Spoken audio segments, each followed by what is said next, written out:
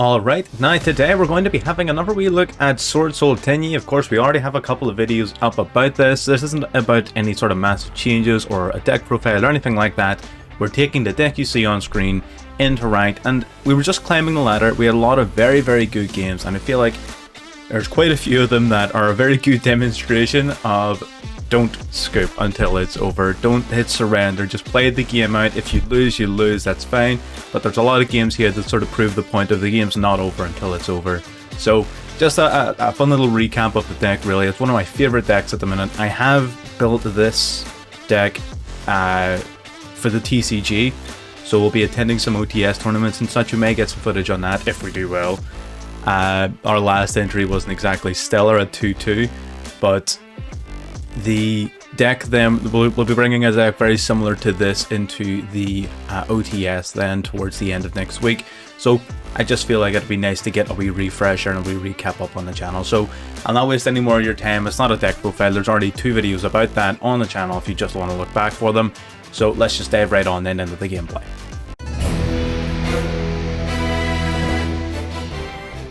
Alright, so getting in the game number 1, we have it's the Swordsoul mirror match here. So we're going second.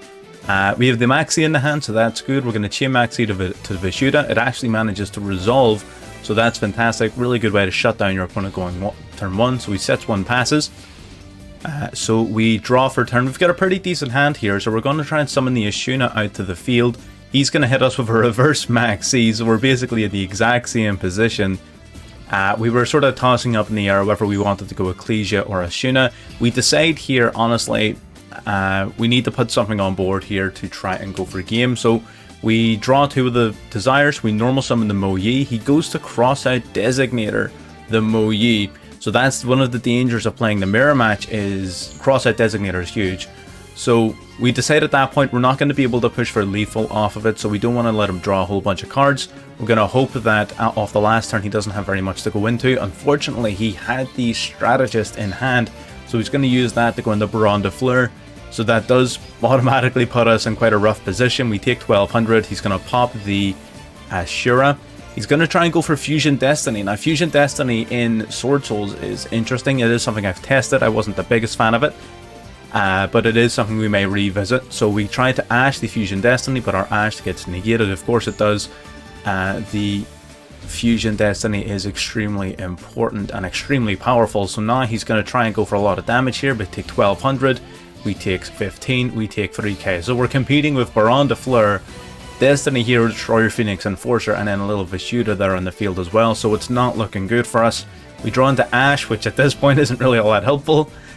We special summon out the Ecclesia. Ecclesia then's going to summon Mo Yi. Mo Yi will grab us a token, but he's going to preemptively pop here. He's going to destroy our Mo Yi, so we no longer have a non-tuner on the field. So again, not great in terms of positioning because we don't have any non-tuners on board, but we do have Vessel for the Dragon Cycle, so that's going to send an Ashuna to grave and add an Adhara to hand. We no longer control an effect monster, so we can special summon our Vishuda. The Ashuna will be banished to summon an Adhara from deck, so using those we're going to go into our Grand Master. Grand Master is going to pop the Emergence into our hand from our deck. Emergence is going to add the Long Wand. The reason we added Emergence instead of just directly adding the Long Wand is because we wanted to be sure we had the materials for later on. So we're going to go into then our Supreme Sovereign, so we're not interested in going into anything else. We did use the Ashuna, so we are locked into Worms. But the idea here was, and this is lethal, so what had happened here is we summoned the Supreme Sovereign, we banished the Vishuda to return something back to hand, so we returned the Baron de Fleur back to his deck. Now, when something is banished, the Supreme Sovereign gets to banish a card from your opponent's graveyard and from their field, so we banished the Vishuda and the Phoenix Enforcer, so we completely emptied his field, emptied his graveyard, if he did by some miracle survive this, and there you go. So, another very good showing of don't give up until you have to. Very strong duel. And again, with the Supreme Sovereign, not a lot of people expect it. It is so strong. It is an excellent counter to the Destroyer Phoenix Enforcer. Honestly, it feels like it's in this deck specifically to deal with that card. It protects itself from destruction and it gets the banish from grave. That's amazing against that matchup. But yeah, we may be having a wee look at the channel with Fusion Destiny mixed in with Sword Souls. It is something I tried initially when I was playing the deck. I didn't like it as much. But we'll see maybe if people are playing it slightly differently to how I would have, and maybe we'll get something up about it. But yeah, that'll do it for game number 1 then. Again, very, very good showing against that setup. So we're going to move now into game number 2. Alright, now game number 2. Again, we're going second. We didn't have an awful lot of luck when it came to these coin tosses. Our opponent here is playing a rather large deck. He's going to go straight in for Fusion Destiny off the top of it. Of course, he just rips Fusion Destiny to begin with. Set 1 pass. So we're going to open up with Potted Desires. We want to see if he has anything to activate. He does not, but we opened another Desire, so that's not great. So we're going to summon our Moe. He's going to try and hit us with Maxi there, but we're not allowing that. That's why the Ash is here. So we're going to Ash the Maxi. He's not going to draw anything off of us. Then our Swordsoul of Moe. It's going to allow us to draw a card. So we're gonna, it's gonna allow us to special summon a token, drawing a card comes later, but he uses the Phoenix Enforcer to pop the token, which was smart, because you don't want your opponent using any of their Tenyi effects with the non-effect on board. But luckily we had the long one in hand. We then, while we have the token, we use Vessel with the Dragon Cycle, we use the Moe and our new token to go into our Grandmaster, but the Grandmaster gets hit with Solemn Strike. And that leaves us completely without follow-up, so we just need to set 1 pass. So that was a very, very good Solemn Strike. It has gutted our hand, it has gutted our field, so it's not looking great. He's going to activate Upstart Goblin, and he's going to chain the Phoenix Enforcer to destroy the Upstart Goblin and our Blackout. So again, he's completely removed any of our defense here. He's actually going to summon out the Dark Magician, which is very interesting. He's going to swing with the Dark Magician and with the Destiny Hero, so we're not looking great here. So we're going to draw for turn, we're going to see what happens. We're going to use the Desires here, we sort of have to. I don't like doing it whenever we're this low on deck size, but we don't have a choice. We're going to special summon out the Ecclesia to tribute it to summon a Taya. We didn't have any Moe left on our deck, so we'll summon the Taya, we'll banish Blackout to use its effect to summon another token, so we get 2, but he's going to pop our the non-tuner monster basically. We don't control any effect monsters anymore, so we can use the Adhara, we can use the Ashuna to grab out the Vishuddha. Then we summon the Grandmaster again. Now that we control a Synchro monster, we were activating Emergence to see what we had left. It was just the Ashuna really, so nothing too important. We bounced the Dark Magician back to hand, and the reason we did that, not only to get rid of it off of the field, but it also means that it's much harder for him to get rid of that card to use his Celestial next turn, so he's not going to be able to draw 2. We tribute both tokens to set the Vishuddha because we can't do any sort of link summoning with the tokens face up, so we were going to just prepare that for next turn. But yeah, without his draw 2, without his things coming back, he wouldn't be able to use the Destiny Hero to pop any cards. Our opponent just scoops it up then at that stage. So again, another example, thinking outside the box to try and resolve the game state. It's a very difficult one to get around, but we did it, and here it's just another one of those cases of don't give up until it's over. You need to think outside the box a little bit. But yeah, I'd be very interested to see what sort of deck he was playing. Summoning the Dark Magician out as well was pretty cool. But yeah, we'll not linger too much on that then. We'll get into game number 3.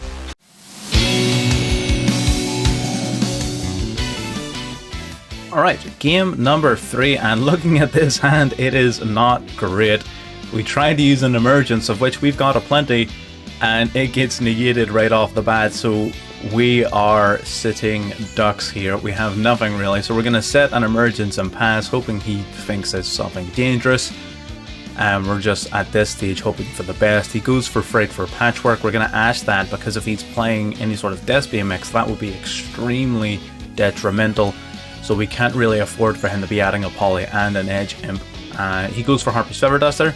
So realistically, he's down here to 3 cards, which is great. So he sets 2 and passes, so fantastic. We were able to shut him down with that Ash, so we're looking good. Except the monster we draw is Deskbot 001. So we're going to use the Emergence. We're going to summon out the Moe. Moe, reveal Protoss to grab a token, except we get Impermed, which is a pain, honestly. It's a very slow match so far. We're both just cancelling out each other's moves. Moe goes to swing in, but he has an Edge Imp in hand, so he's just too big in terms of his defense, so we're going to pass turn again. It's not looking good for either of us here, really. So he just passes turn, he doesn't have any plays to make. So we're going to draw one, we draw into Imperm, we decide enough is enough. We normal summon the Despot 001 to go into Crystron Vibrax. Haki Vibrax is going to summon out the Adhara from deck. Adhara is going to go into Monk of the Tenyi, and the reason we're doing all of that is so we have 3 different attributes in Grave to use Protos. Protos will declare Dark, destroy the Edge Imp. That's going to add the Freight for Patchwork to hand, but it's a necessary sacrifice. We needed to do something. We banish the Adhara to add the Moyi back to hand for next turn as follow-up. We set our Imperm and we just swing for some damage here. Now, our opponent cannot special summon Dark monsters across this next turn. If he is playing Despia, he's in a lot of trouble. So let's see what he has here. He's going to go for the Freight for Patchwork. That's going to add a Polymerization and 1 Edge Imp to his hand. So we're not looking fantastic. He's going to special summon the Ecclesia and then activate Polymerization to go into Despia and Procyon. So he's big, really, is the core message here. He doesn't really have much of an effect right now, but he will do come the following turn when he's able to take our monsters. So he is playing Despia. He goes to swing in. We negate early here because we don't want him inflicting too much damage to us. Honestly, we're pretty confident that we can stall him out and win it here. We just need to make sure that we're not taking too much damage in the meantime. So we draw one. We draw the Cult by the Grave, which isn't fantastic. We're going to normal summon our Moyi. He goes to use Branded in red to return the Despian Tragedy to hand, so we're going to hit the Despian Tragedy with Call by the Grave.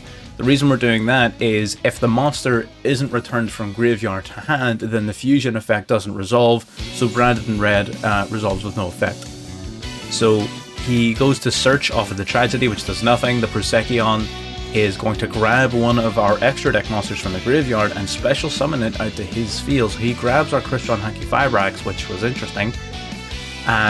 We didn't really have any other plays here, to be perfectly honest. So we swing in, we take our Haki Vibrax back, and then we pass turn. So it's not looking good. We are honestly, we're sitting in quite a bad position here.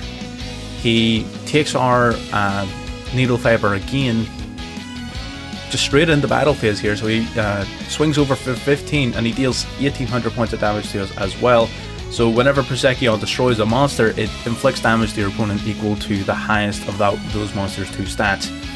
So we're not looking good. We rip into Desires here. Desires is probably the best card we could have got because we banished 10 to draw 2. We special the Ecclesia. Ecclesia then is going to summon a Taya. Taya is going to banish Emergence from the graveyard. He's going to hit us with Infinite Impermanence. So you would look at it and think, yep, that's pretty much game over, except we're actually going to use the additional effect of Emergence for the first time basically ever. It's going to boost Taya by 1. We normal summon the Ash. That gives us our level 8. We go into Draco Berserker. When Draco Berserker destroys a monster by battle, he gains attack points equal to its attack points and can attack again. So he boosts himself up to 48, swings over the Needle Fiber, and that is game. Perfectly worked out then. So honestly, that Desires gave us the perfect 2 cards with it, even if it didn't initially seem so. But yeah, perfect tools to play through that interruption, play through the Imperm, play through the Procyon. Excellent game. Bit of a longer one too, because at the beginning we didn't open up too well and we were getting countered by each other. So again, one of those games where you don't win through the standard combo, and those are the ones I love. People at the minute aren't a fan of seeing Swordsoul on the ladder, and I get it, it's very, very powerful. But these games, whenever you don't go into your standard combo because you either brick or your opponent interrupts you, and you have to find an alternative way to win, those are my favorite. So 100%, that's a very, very good showing there. So we're going to move then into duel number 4, which is going to be our last duel of the video here. Okay, game number 4 here, and we're going second to game, which isn't fantastic. He's going to open up Tenyi. We didn't ash the Tenyi because he was either going to add a Zodiac, which wouldn't be too good, or he would add a Fractal, and then we would have just ashed the Fractal instead. So he goes into Dryden popped the spell card for some reason. Then he's going to go into Borbo, then in the Chakanine. Chakanine will detach to resummon the Borbo from the graveyard. He'll use these 2 to link summon into the Baron Blossom. Using the Baron Blossom, he's going to summon Nerval from hand. We actually hit a Windaburi here, which was a small misplay. My plan was to hit that Nerval with the Ash, but I forgot he was going to be able to chain block it with the Baron Blossom, so that's on me. That does sort of put us in a more compromised situation than we would have been. He draws 1, returns 1, then he adds the Karaz to hand. Karaz then discards a Beast Warrior, whatever, to summon itself. He discards Kit, which will send Fractal. Karas is going to banish 2 from the grave to summon Berberum out of the field. He uses Berberum and his Karas to go into Predaplant Bird Anaconda. He doesn't actually even use the Berberum's effect.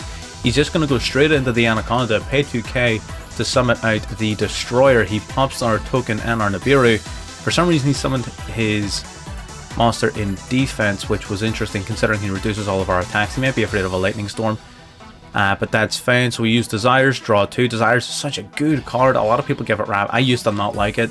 There's a lot of decks I wouldn't play it in, but I do like it. We're going to go into Monk of the Tenyi, discard 1 to summon out our Strategist. He's going to hit us with a Revolt now to resummon 4 here. So he's going to resummon the Dryaded, Baron Blossom, and the Catarist. He's going to resummon 3 here to go into the Ominous Omen, because one of them was a Link Monster. He doesn't have to summon, you know, all 4. So the Ominous Omen then is going to banish one of our cards. He's going to get rid of the Strategist, which is smart. He doesn't want us to go into Baron de Fleur. He's going to add 1 to hand to return 1 back to deck. He uses Maxi here. We are going to summon a few times, so we ash that Maxi. We have a Maxi of our own, which isn't going to be too helpful, to be perfectly honest. We could have used it there to draw a card off of the Revolt. We would have drew 2 cards, which would have been good. Alas, here we are. So we're going to add the Taya using the Emergence. Now that he's destroyed the Taya, we're going to use the Ashuna to win the Adhara. Just for some extra defense, and we're gonna pass turn there. So not a great situation. We don't really have a lot of follow-up. We don't have any combo potential. He opens up Nibiru here, and because of Destiny Hero Dasher's effect, he gets to summon it. So we're gonna chain Maxi to that right away. We're going to draw 1. Then in the standby phase, he resummons his Phoenix Enforcer, so that's a second draw. So, you know, a wee pot of greed then off of that. He banishes his Celestial and Dasher to draw 2. He doesn't do any additional summoning, and I don't blame him because he wouldn't want to let us draw a bunch of cards. For some reason, he doesn't use the effect of the Phoenix Enforcer to pop anything after its attack, so he does give us a little bit more life points than what we should have had. We're going to open up Adhara here. He's going to use Maxi. Now at this point you've got 2 choices. You can either take the Maxi challenge and risk losing to Nibiru, or you can just lose anyway. So realistically our only option, we have to take the Maxi challenge. We have to beat him this turn, otherwise we're in trouble. So we're going to go into the Mo Yi to grab a token. Mo Yi's going to get destroyed by the Phoenix Enforcer. That's okay. We're going to use the Emergence to grab a Strategist.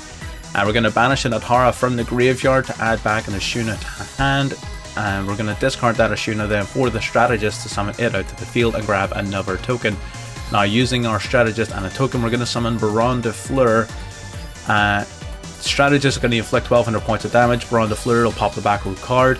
Ashuna then is going to banish itself from grave to summon a Vishuda from deck, except it isn't, which really throws off our play, so we're not allowing that Ash to go through. It's a Royal Rare Ash as well, that's cool. But yeah, we really need this play to go through, so we're eating up our Baron's Negate to protect our Vishuda play. Vishuda and the Adhara is going to go into Boxia. Boxia then will bounce 2 cards back to deck, return the Nibiru, return it, and then we swing for game. Swing for the fences, that's the one. So, it doesn't get much rougher than that. That is a rough position to be in. Our opponent probably should have kept the Nibiru in hand. It would have been more helpful, to be perfectly honest, in his hand. So we're going to shoot across here. We're not going to transition. We're just going to shoot directly across to the deck profile. We have a few decks here we're going to be putting up on the channel at some point. Heroes may be next. But we're going to go to Sword Souls. Yeah, so basically the whole point of those games, the whole point of this video is you can find yourself in a lot of positions where it's easy to look at it and think, yep, that's game over, I'm just going to surrender. But those are the games you really want to follow through on, because if you win those against the odds, those are some of the most satisfying games you'll ever get to play in the game of Yu-Gi-Oh! So 100%, the entire point of this, one, was to get a better practice with Sword Souls. Like I said, we're going to probably have some TCG content on the channel at some point soon. We may also be mixing it up, we may add some, you know, Duel Links and stuff in. I haven't played Duel Links in quite a while, but, you know, it doesn't hurt to sort of diversify the portfolio as such. But yeah, I'm not going to sit and explain the deck profile here. If you want to see how it works, we have 2 previous videos on it. You can go and watch those. They break down the deck in quite a bit of detail. This is basically the same list. I don't think I made a single change. So yeah, I'm going to leave it there for now. You can comment down what you want to see after this, if you do think the TCG content or Duel Links or anything like that is a good idea, or whatever types of content or games you would like to see. We are going to be mixing it up a little bit. We have been keeping it pure up until now, but we want to sort of branch out a little bit. So I'm going to leave it there, and I don't really have very much else to say here on it, so I'll see y'all later.